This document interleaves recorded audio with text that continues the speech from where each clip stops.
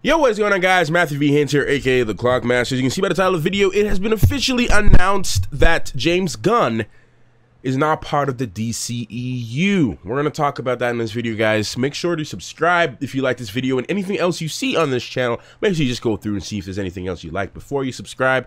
I'd really appreciate that. James Gunn. Let's talk about him for a second. What are my thoughts on James Gunn joining the DCEU to write and direct Suicide Squad 2? What are my thoughts? I think this is good. I think this is good.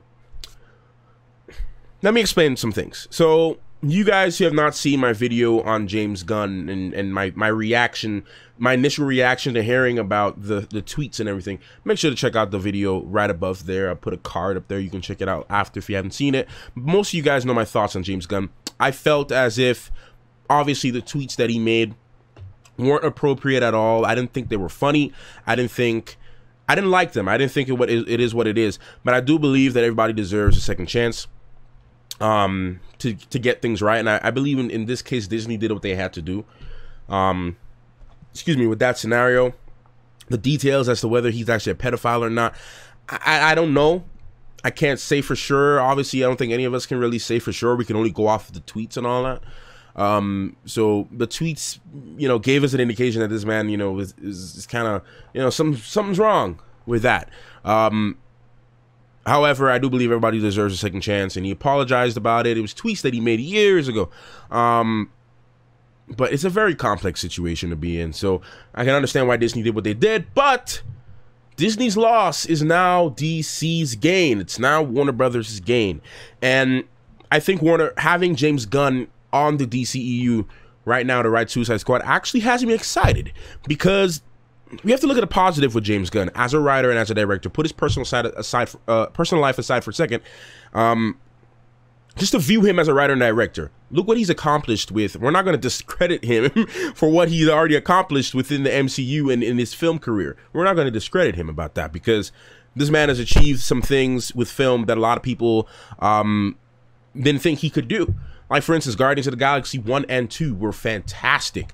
The decisions with the song choices, his directing style, his ability to unite a group of people and bring them together on the screen and create funny dialogue, a proper story that explains itself, characters who have deep stories and background issues and personal problems that, they're all represented things that James Gunn himself has even admitted that these are things that I've dealt with, and each of these characters represents me in some type of way, which is what I loved about it, the passion and the amount of detail that he put into those characters. Now, taking that same approach with Suicide Squad, they're not that much different. A group of misfits, or a group of people who are outcasts, essentially, if you want to put that, who come together for the greater good of some sort. You look at the Suicide Squad, you have a Harley Quinn, you got got me forgetting all these characters' names, Deadshot and all those people. You know what I'm saying? You have all those characters who are, anti-heroes in a sense, who are dealing with certain things. So I believe, for those who don't know, I hated the first Suicide Squad. Was the first movie review that I ever done on this channel, and I hated it. I hated that movie. I've only seen it once. I've never seen it again. I believe James Gunn writing the story and making maybe a Suicide Squad 2 and 3 is actually really good, because of the kind of writer he is and the director he is and the kind of type of person he is. As far as being a writer is concerned, I believe he's going to take the story to a whole new level, and he's going to actually make the story good if DC allows him to be creative. That's what it all boils down to as well. Now, Marvel and Disney usually allows their directors some sort of creative control. Even though they have the final say as far as cutting out what they want and what they don't want, Disney, for the majority of the most part, allows their directors to have some type of creative control over what the story that they're trying to tell. With the exception of cutting a few scenes here and there, because in Black Panther there's a lot of scenes that were cut actually. But the story was still put together well in a way where Ryan Coogler was still able to tell the story he wanted to tell. Now, Warner Brothers is notorious for not allowing directors to have that creative freedom, especially in their DCEU more. In their DC films, with the exception of Christopher Nolan, the recent slate of DC films under the new management and everything, Warner Brothers has not allowed their writers and their directors to have full creative control. Zack Snyder, hell, didn't have full creative control over Batman versus Superman. He didn't have full creative control over Justice League. They cut a lot of his scenes out. They didn't make his movie be the vision that he wanted for the DCEU or the DC Films universe, whatever you want to call it. So that's where the problem with James Gunn lies. You know, he can direct this all he wants. He can write it all he wants.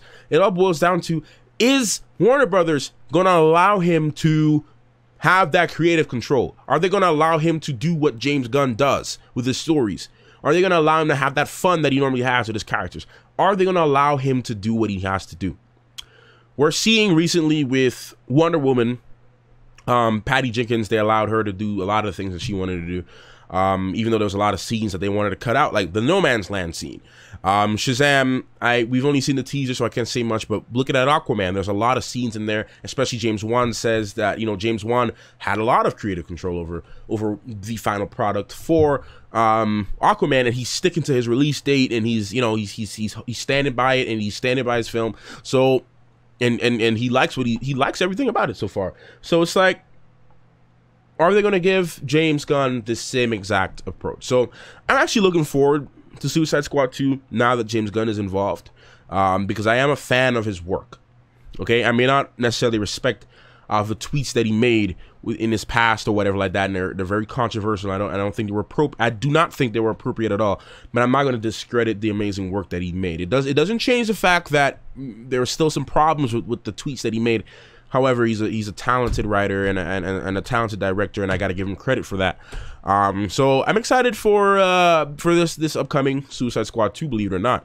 I definitely want to hear more stories and more things leading up to this, and as you hear more details, man. So you guys let me know your thoughts in the comment section down below. This is just my opinion. This is just my thoughts and how I feel about the whole situation with James Gunn joining Suicide Squad. You let me know your thoughts in the comments, and I'll see you guys in the next video. Thank you so much for watching. Clockmaster out.